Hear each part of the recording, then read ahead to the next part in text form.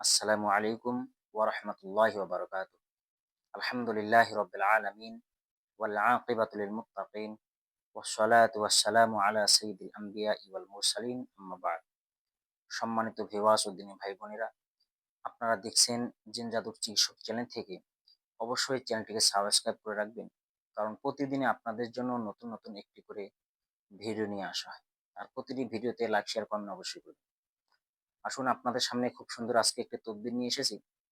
যারা আমরা এখনো তেল পড়া জানি না বা তেল পড়া দিতে জানি না, অনেকে আমাদের কাছে তেল পড়ার জন্য আসে, বা কেউ বাড়িতে জিনগ্রস্ত রুগী আছে, সেই রুগীর জন্য বারবার তেল পড়া নিয়ে আসতে হয়, অথবা কেউ জিনে আক্রান্ত হয়েছে।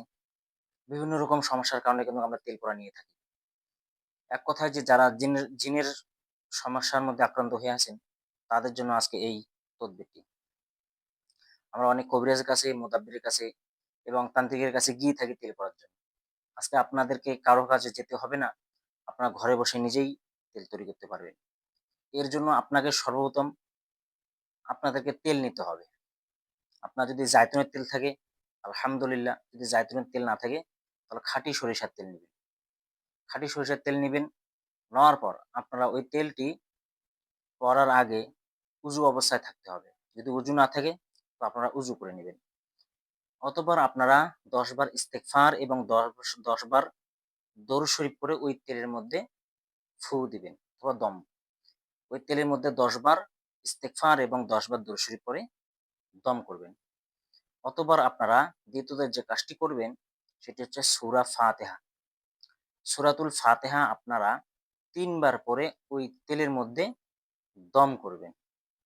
অতঃপর আপনারা আয়াতুল কুরসি, আয়াতুল কুরসি আপনারা ৩ বার পড়ে ওই তেলের মধ্যে দম করবেন।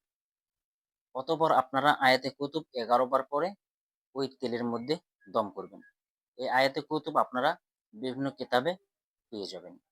অতঃপর আপনারা সূরা মুমিনুনের ১৫, ১৬, ১৭, ১৮ নং আয়াত ৩ বার করে পড়ে ওই তেলের মধ্যে দম করবেন। অতঃপর আপনারা সূরা সফফাতের ১ম ১০ আয়াত ৩ বার পড়ে আপনারা ওই তেলের মধ্যে দম করবেন।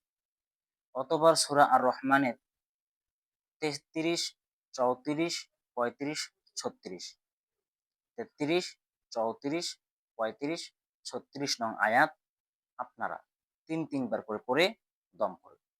অতঃপর আপনারা সূরা জিনের ১ম ৫ আয়াত, সূরা জিনের ১ম ৫ আয়াত আপনারা ৩ বার পড়ে দম করবেন।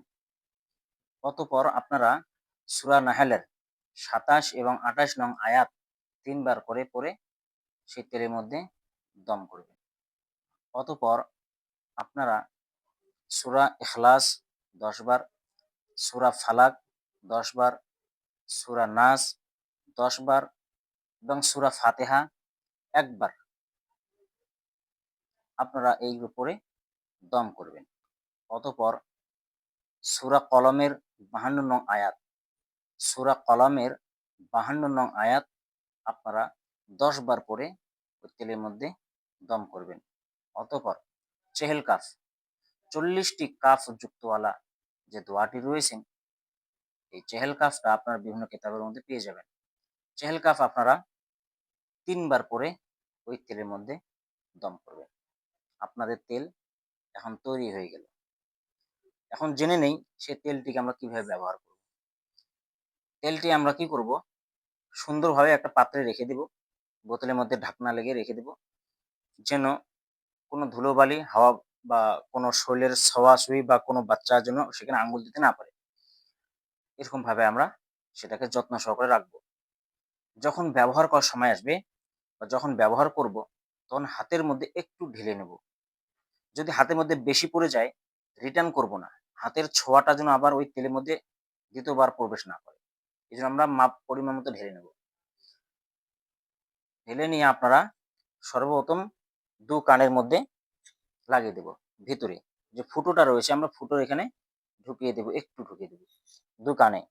২ নাকে একটু টানবো, যেন এই শ্বাসটা ভিতর পর্যন্ত যেন যায়। তেলের যে ঘ্রাণটা আছে এটা যেন ভিতর পর্যন্ত যায়। অতঃপর আমরা গলার মধ্যে লাগিয়ে দেব, মালিশ করে দেব। আমরা কপালের মধ্যে মালিশ করে দিব, দু চোখের কোণায় লাগিয়ে দেব। অতঃপর আমরা সুন্দরভাবে তেল নিয়ে শরীরের যে জায়গায় আমার হাত যায়, অর্থাৎ পুরো শরীরেই, মাথার থেকে নিয়ে পা পর্যন্ত পুরো শরীরে আমরা একবার মালিশ করে দিব। আর গোসল করার পর সারা শরীরে মালিশ করব। খেয়াল রাখবেন শরীরের কোনো অংশ যেন বাদ যায় না। শরীরের কোনো অংশ যেন বাদ যায় না যে অমুক জায়গায় তেল এখনো যায়নি। সেটা যে জায়গায় হোক, আমি এখানে হয়তো বলতে পারছি না। আপনারা বুঝে নিবেন শরীরের মাথার থেকে নিয়ে, মাথার টিকি থেকে নিয়ে পায়ের তালু পর্যন্ত আপনার পুরো শরীরে এই তেলটা মালিশ করবেন। যে জায়গাটায় আপনারা তেল যাবে না বা যে জায়গাটায় তেল আপনারা পৌঁছাবেন না, সেই জায়গাটাই অ্যাকশন করুন। এইজন্য আপনারা সারা শরীরে সুন্দরভাবে মালিশ করবেন। আর সারা শরীরে যদি সবসময় মালিশ করতে যদি অসুবিধা হয়, আপনারা ২৪ ঘন্টায় ১ বার বা প্রতিদিন দুপুরবেলা গোসল করার পর ১ বার সারা শরীরে মালিশ করাবেন। আর বাকি টাইমগুলি সকাল, বিকেল, রাত্রে শুধু নাকে, কানে, চোখে, গলায়, কপালে, বুকে এমনি লাগিয়ে দিলেই হবে ইনশাআল্লাহ। এভাবে আপনারা একাধারে ৪১ দিন আমল করবেন ইনশাআল্লাহ। এই ৪১ দিন এই তেল ব্যবহার করার পর যত রকম জিন থাকুক আর যত রকম আসরাত থাকুক সব দূর হয়ে পালিয়ে যাবে। আশা করি বুঝতে পেরেছেন। আসসালামু আলাইকুম ওয়া রাহমাতুল্লাহি ওয়া বারাকাতুহু।